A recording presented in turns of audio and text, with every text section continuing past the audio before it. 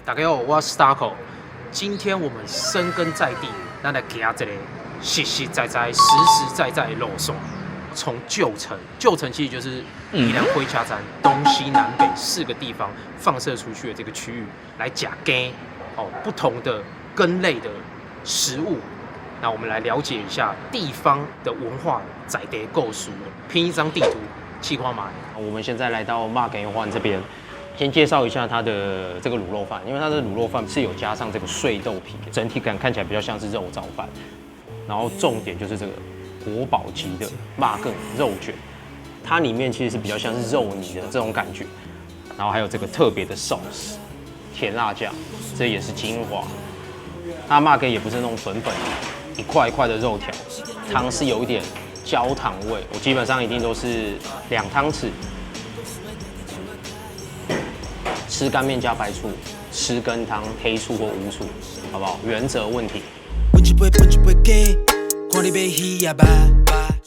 那我们现在来去吃庙口美食，我们就在文昌庙头前的阿兰米粉街。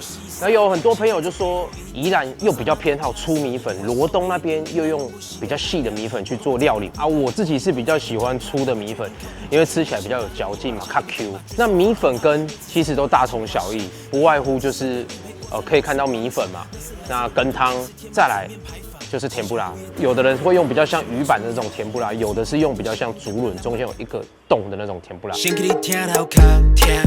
早年的时候呢，从事这个林务的这个工人，然后务农的人比较多，所以会习惯用勾芡做成这个羹汤的方式，然后吃起来比较会有饱足感，嘛较袂胃寒呢。那我们这次在第一肉羹的话，我们还要介绍一下，因为它的肉麻饭其实是比较偏向这种肉酱饭，吃起来的口感会比较温和一点。麻羹当然也是这种窄类的，一块一块的肉块，不是粉状的。它的羹汤的话，就是比较偏清汤这样。我们就直接点了一组，就是有笋丝、油豆腐，然后肉麻饭羹汤这样，麻羹汤这样子一组铜板价很 OK， 就透懂了。